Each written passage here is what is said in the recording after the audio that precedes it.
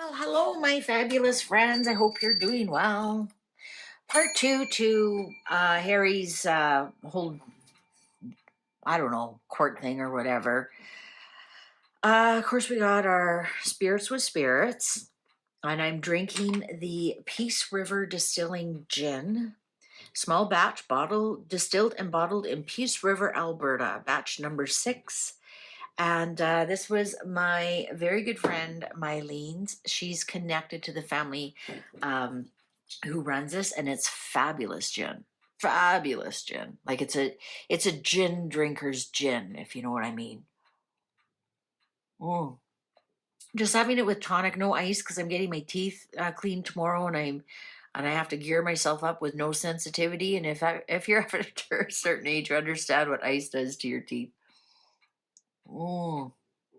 It's a gin drinker's gin. It's so good. So, anyways, let's get to our question today. Now, I came across this Yale Musaif. Yale Musaif. Apparently, he's in the British. He knows what he's talking about in the British society, and they're talking about Charlotte, about at the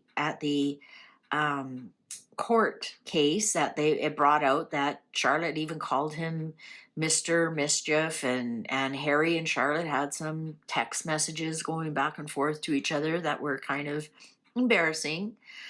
And Yale jumps in and says, everyone does realize Charlotte is genuinely in Harry's extended social circle first and a journalist second, right?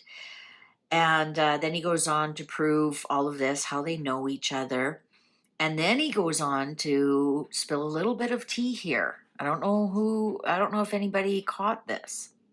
And just so we're clear on this, when Charlotte says Harry told Tom Inskip, "You're dead to me," over Meghan, you can take that as a direct quote from Skippy himself. Skippy is Tom Inskip. So when Charlotte says Harry told Tom Inskip, "You're dead to me," over Meghan, you can take that as a direct quote from Skippy himself. So Harry told Skippy, "You're dead to me," because they were fighting about Meghan. Okay, and Charlotte is the one who says that Skippy told her this. And he said, you can believe it. When she says his friends have started wondering whether Harry has begun to clock how fast everything happened, what he's lost, and whether he was starting to see Meghan a bit differently, again, that's coming straight from Tom Inskip. I've been saying for about 2 years that Harry has been communicating through very specific outlets. If you know how to read the signals, that's what I keep telling you. They communicate by the media. He then confirms what I've been telling you. Around the time of Catherine's cancer diagnosis, thank you for calling her Catherine, that messaging didn't appear in Meghan's usual PR ecosystem. It appeared on the front of Hello magazine. Hello, solid, middle class, royalist, center ground. That choice was not accidental. Same with the Royal Overseas Club story. Harry tipped Charlotte off. I said that at the time, but too many people are deep into conspiracy thinking and buying into Harry's post-Meghan narrative about a jealous king supposedly trying to sabotage him, or William and Catherine, depending on which version they prefer. People wanted Buckingham Palace to be the villain, when in reality, it was Harry's own circle managing optics. A lot of commentators, including PR people on YouTube who really should know better, are letting their own politics override their professional judgment because they want certain narratives to be true. And Richard Eden's palace sources on this support project thought, that's Augie, Alex Rayner. I worked with him briefly back in 2012 when I was at Freud after the London Olympics, when he was at the Department of Health. which also had Freud contracts. So when Richard writes palace sources, that doesn't automatically mean Buckingham Palace originated it. It means that's how it was framed when it reached him. There's a difference. Sometimes it's just Harry's friends manifesting and running interference, and the story gets written up as institutional rather than what it actually is. Boris? Yeah, I suspect that was probably old Etonian Augie favor too. I don't usually say any of this because I genuinely hate sounding like one of those twats claiming insider knowledge for clout when they're clearly making things up. That's not me, but I also know I'm not wrong about how some of this fits together. For what it's worth, a quick Google of my surname might add a bit of context as how I might know a few people, even though there's no way to say that without basically tattooing knob on my forehead. So he spills the beans that a lot of this stuff, a lot of the media stuff we see is Harry's friends running interference. So he says Project Thaw never came from Buckingham Palace. It came from Harry's friend Augie, Alex Rayner. He says that some of the stuff Charlotte says comes directly from Skippy. Like they're still friends. He even says up here, everyone does realize Charlotte is genuinely in Harry's extended social circle first and a journalist second, right? What has he now just spilled the beans on? So let's ask. You know, how many times have I done readings and I thought, oh, it was Meghan, and it always had said Harry. We're like, Harry? Why would Harry do that? Well, it comes from Harry's camp. So obviously, if Charlotte is still in that social circle that was Harry's, and Harry's still talking to some of them. He's obviously not talking to Skippy because he told Skippy, you're dead to me. But obviously some of them do have inside information. And some of them are like making things up like Project Thaw. So making the king look bad. Making Buckingham Palace look bad. How deep is Harry into this? How deep is Harry into this? How deep is Harry into this whole mess? Harry and his friends, you know, Harry and the Hendersons. Remember that show? Harry and his friends. Harold and Rachel. Boy, doesn't that sound like an interesting couple that you'd want to invite to your next potluck? Honey, Harold and Rachel are coming over. Oh, God, hand me the rusty fork and let me dig out my wisdom teeth instead, please. Oh, God. How deep is Harry into this? And did we only see the tip of the iceberg that was in court? Was that shots fired? Was that shot? He maintains he hasn't talked to Charlotte since he discovered she was a journalist. Now, if she was a journalist from 2008 and they all ran in the same circles, at some point it comes up, what do you do for a living? Let's see, how deep is Harry into this? All this media mess that I keep telling you, they communicate through the media. People call me weird, but that's fair. But sometimes I'm right.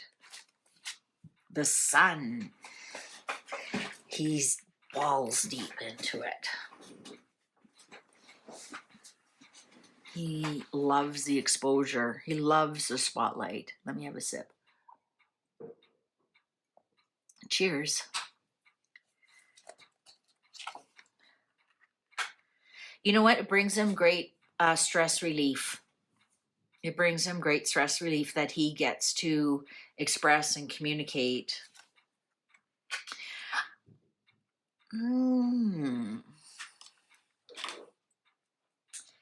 might be a little bit. I'm going to say that he is still in deep with some people and on the outside with other people. Right? Because it says a social circle. Everyone does realize Charlotte is genuinely in Harry's extended social circle first, and a journalist second, right? And it goes on to say about how Charlotte is connected to the social circle. I'm going to say that Harry is definitely, here he is, smug Harry, drinks too much, according to my sources, evidently.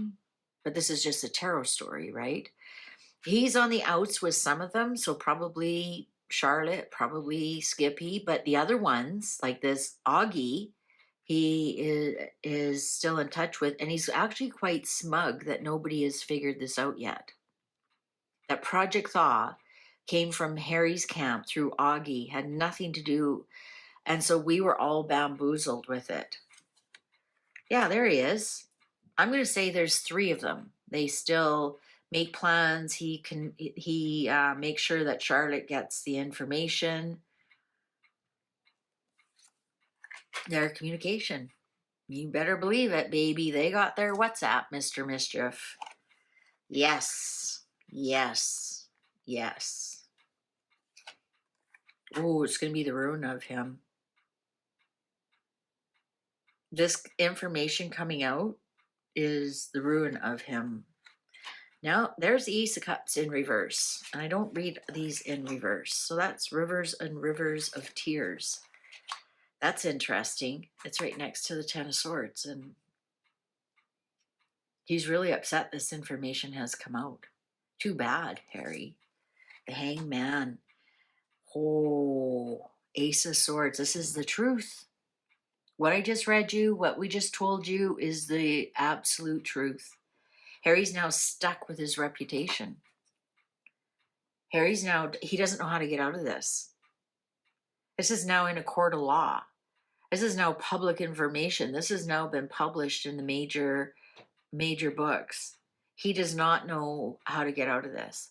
I mean, he's not smart enough how to get out of a wet paper bag, so I don't know how he thinks he's going to get out of this. You know, if this isn't the end of any kind of relationship with his father, now let's go back and look at that quote that King Charles said about, it's like, what is it? I can't think. We just read on it yesterday about it's being difficult, toxic, because everything gets out in the media. And basically saying because Meghan, but now I wonder if Charles knows it's Harry's friends go run to Charlotte. And I think that was another reading that I said, it's not Meghan, it's Harry.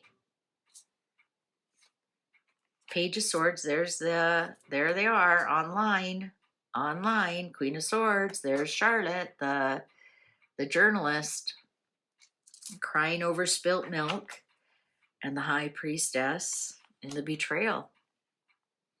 That's right there. Absolutely.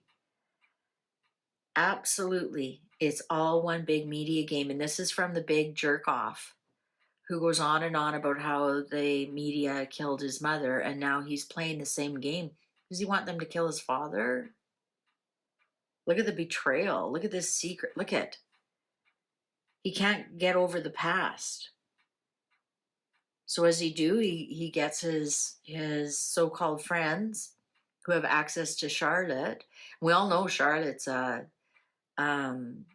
simple sugar.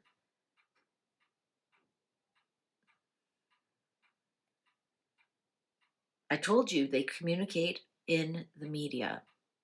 They watch the headlines. They're communicating with each other. So there is no Project Thaw. Never has been. It was made up by his friends. When Charlotte says, Skippy said, Harry said he was dead to me, that's a direct line from Skippy. Sounds like Skippy and Charlotte are still friends. Sounds like Augie and Charlotte are still friends. Harry's just out of the loop on some of them. Now let's go back to that picture of Harry looking for his friends. This is the group he was looking for.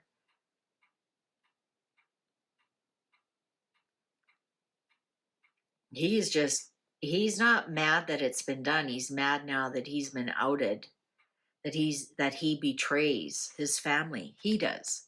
Like, here he is. He regrets that he was the one that created a lot of this. There he goes. There's my 8 of Cups that stalks me when I'm talking about Harry.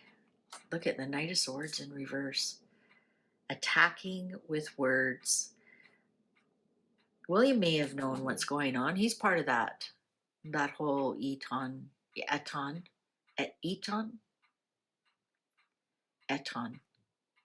group. He may have realized what was going on. Look at the attacking with words. Oh boy, oh boy. I gotta remember to turn these over.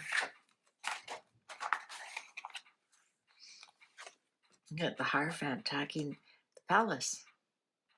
It says right there, none of it ever has come from the palace. When sources say or whatever, or sources close to the king or whatever, it's Harry and his friends. Meghan didn't show up here once in any way, shape, or form. How do we look at this differently now? Thanks for watching. Please take good care. See you online. Bye for now.